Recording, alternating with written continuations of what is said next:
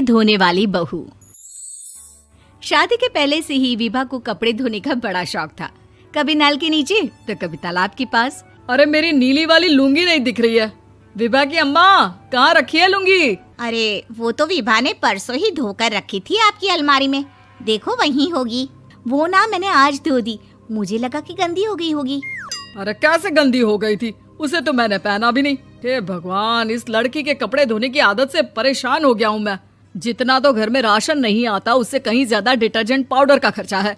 इसकी शादी करवा दो, शादी जाए अपने घर में ही करे काम, फिर चाहे घर के कपड़े धोने हो या पूरे गांव के।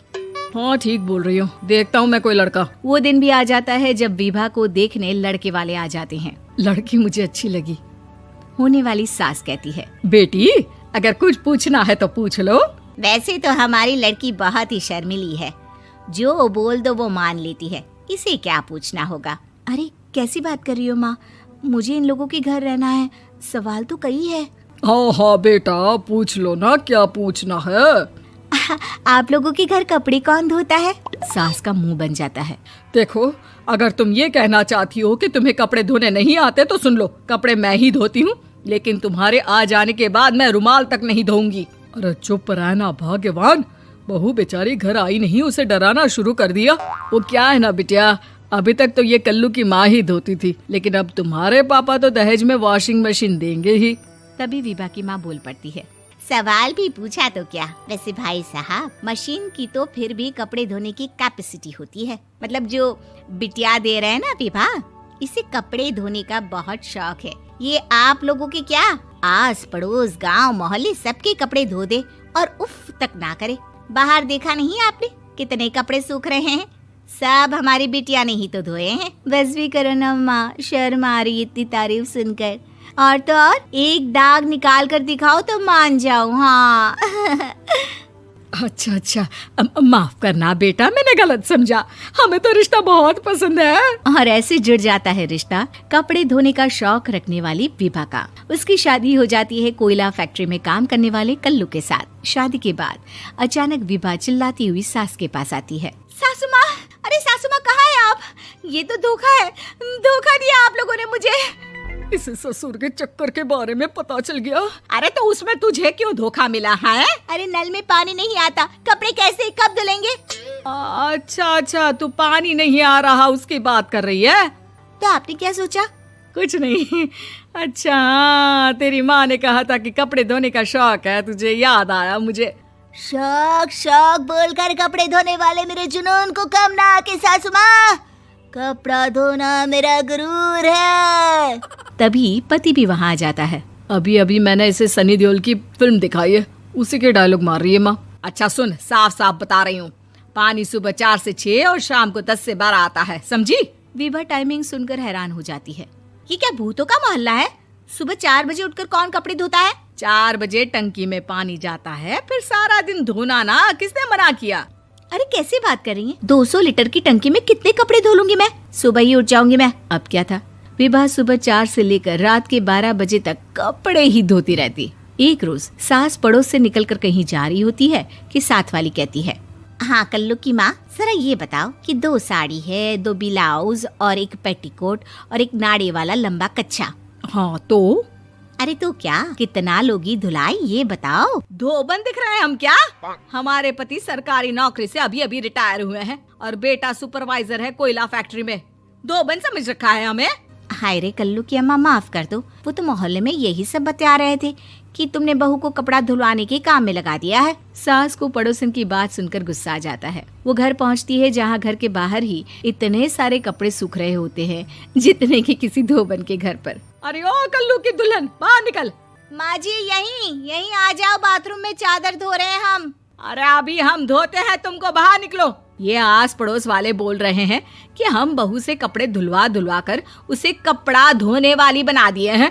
अरे छोड़ो ना माँ जी, किन लोगों की बातों में आती हो? आस पास के लोगों का तो काम ही होता है कि वो किसी तरह सास बहू को लड़ा दे। बहू सारे घर के कपड़े धोती है, ये क्या कम है? बोलिए। सास को भी लग जाता है कि वो बहू का ये सनकीपन नहीं छुड़वा सकती, इससे अच्छा है कि खुद ही चुप हो जाए। एक रोज सास और बहू मंदिर जाते हैं, जहाँ सास की साड़ी वहाँ खड़ी भीख मांगने वाली से मिलती है। माँ जी क्या बात है, आपकी साड़ी उस भिखारन से कितनी मिल रही है ना? हाँ हाँ, देखो तो दोनों की साड़ी मिल रही है। क्या बात है कल्लू की अम्मा, तुम खुद को तो अफसर की बीवी बताती हो और ऐसी सिंपल सी प्लेन साड़ी पहनकर घूमती हो। सिंपल और प्लेन नहीं है ये साड़ी। तो क्या सोने के धागे से फूल बने हैं? कुछ भी सासू माँ, कुछ भी। हाँ, बने थे इस साड़ी में सोने के धागे से फूल। मेरे पति लेकर आए थे मद्रास से स्पेशली मेरे लिए 10,000 की। ताहे भाई साहब इस भिखारन के लिए भी सेम टू सेम साड़ी लेकर आए होंगे 10,000 की। सास उस वक्त तो कुछ नहीं कहती, लेकिन बहू के साथ घर आती है और अलमारी से एल्बम निकाल कर लाती है। ये साड़ी देख रही है, ये वही साड़ी है जिसे मैंने अभी पहना था। इस साड़ी में ये जो चमकदार फूल दिख रहे हैं ना, ये सोने के धागों से काढ़े गए हैं। लेकिन तू लोकल वॉशिंग मशीन ब्रश से घिस घिस कर सारे फूलों को निकाल कर साड़ी प्लेन कर दी। मुझे माफ कर दीजिए सासू माँ। और तो और, जब मैंने तुझे तेरी गलती के लिए कुछ नहीं कहा, लेकिन तूने तो सबके सामने मेरा मजाक ही बना दिया। क्यों? बहू को समझ में आ जाता है कि अब से उसका कपड़े धोना बंद। कांता बहन की 2 बहुएं थी, बड़ी कल्पना और छोटी प्रिया। कल्पना का जैसा नाम वैसा ही काम। सारा दिन कल्पनाओं में रहती, ना कोई काम करती ना कोई धाम। अरे कल्पना बहू, जरा अच्छी सी चटनी पीस दे, आज कुछ मजेदार खाने का मन है। पेट में जलन हो जाएगी माँ जी बुढ़ापे में, और वैसे भी मेरा काम करने का वक्त शाम का है, अब प्रिया को ही बोल दो। इतना कहकर कल्पना वहां से चली जाती है।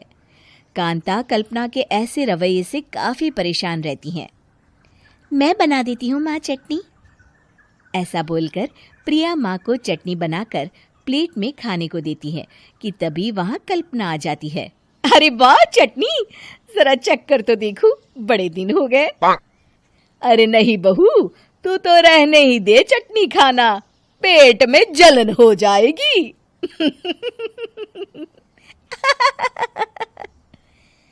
इतना कहकर कांता और प्रिया दोनों हंसने लगते हैं। कल्पना सारा दिन या तो मोबाइल में यूट्यूब देखती या फिर सोती रहती। उसका कमरा भी बिखरा और गंदा रहता। एक दिन कल्पना का पति अशोक उससे कहता है, अरे कल्पना, जानवर भी उस जगह को साफ कर लेता है जहां वो बैठता है, तुम तो इंसान हो, कैसे इतने गंदे कमरे में रह लेती हो? देखो सारा सामान यहाँ वहां बिखरा पड़ा है। ज्यादा अपनी माँ का बोल ना बोलो। हाँ, कमरा तुम्हारा भी तो है, गंदा लग रहा है तो साफ कर लो। पता नहीं तुम्हारे साथ मैं कैसे जिंदगी बिताऊंगा। इतना कहकर अशोक वहां से चला जाता है। कल्पना बस खाना खाने कमरे से बाहर आती और फिर से कमरे में चली जाती। इससे कांता बहन काफी परेशान रहती। एक दिन प्रिया कांता से कहती है, माँ, मैं सारा दिन काम करके थक जाती हूँ, आप कल्पना दीदी से कहिए ना कि सुबह और शाम का काम बांट ले, मैं तो अब सिर्फ एक वक्त का ही काम करूँगी। हाँ। अरे तू वो भी ना करना, एक बहू तो काम चोर थी ही, दूसरी भी आ गई काम ना करने के बहाने लेकर।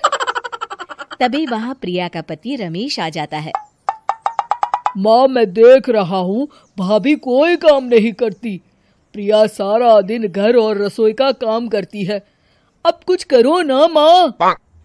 कांता मन में कुछ सोचती है और कल्पना के पास जाती है। कल्पना फोन पर मेकअप करना देख रही होती है। कल्पना, तुम सारा दिन बस मोबाइल देखती हो, घर का कोई काम भी कर लिया करो। प्रिया सारा दिन काम करके थक जाती है, आज से मैंने फैसला किया है, एक वक्त का काम तुम करोगी, सुबह का खाना तुम बनाओगी और रात का प्रिया। आप लोगों ने काम को हवा बना रखा है। अरे पता नहीं थोड़ा सा ज्यादा काम करने में आप लोग घबरा क्यों जाते हैं। और हाँ, बहुत ज्यादा प्रिया की तारीफ मत करिए मेरे सामने, बड़ी बहू तो मैं ही रहूंगी। मैं कुछ नहीं जानती, कल सुबह मुझे वक्त से खाना चाहिए, रसोई में आ जाना, वरना कल से तुझे खाना नहीं मिलेगा। अगली सुबह कल्पना रसोई में नहीं आती है। वो देर से सोकर उठती है और बाहर आकर कहती है, अरे भूख लगी है, आज खाने में क्या है? इतनी देर हो गई, आज किसी ने मुझे उठाया भी नहीं, पता नहीं कहाँ है सब। कल्पना को घर में कोई नहीं दिखता। वो रसोई की तरफ जाती है जहाँ बड़ा सा ताला लगा होता है। अरे रसोई में ताला! ओ, मैं तो भूल ही गई थी। माँ ने आज से सुबह का खाना मुझे बनाने को कहा था। हे भगवान, इतने लोगों का खाना बनाना क्या आसान है? तभी घर के सारे सदस्य बाहर से वापस आते हैं। वाह माँ जी, मजा आ गया छोले भटूरे खाकर। मेरे मुंह में तो अभी भी स्वाद आ रहा है। अरे कल्पना, तेरे भरोसे रहते तो हम तो भूखे ही रह जाते। कल्पना को बहुत गुस्सा आ जाता है। अब बहुत हो गया, आज से मैं अपनी रसोई अलग कर रही हूँ।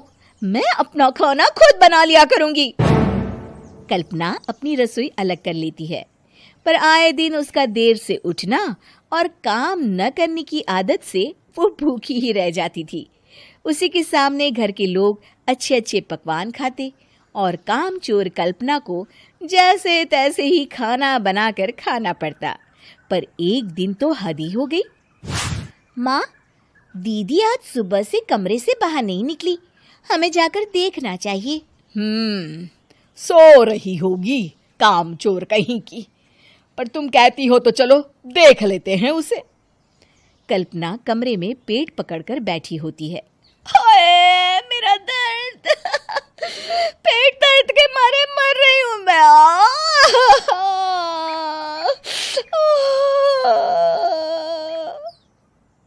अरे दीदी, क्या हुआ? पेट में दर्द क्यों हो रहा है? डॉक्टर को दिखाया आपने? माँ! कल्पना खड़ी होती है और माँ जी के पास आती है। मुझे माफ कर दीजिए, अब से मैं सारे काम में मदद करूंगी, कभी आलस और काम चोरी नहीं करूंगी। हाँ, वो तो ठीक है, लेकिन अचानक क्या हो गया जो तू काम करने को तैयार हो गई? कामचोर कल्पना। माँ, लगातार बासी और उल्टा पुल्टा खाना खाने के कारण मेरे पेट में इन्फेक्शन हो गया है। काम न करना पड़े इसलिए मैं 2 दिन का खाना एक दिन ही बना लेती थी। बासी और खराब खाना खाने के कारण लेने के देने पड़ गए। पेट में दर्द हो रहा है।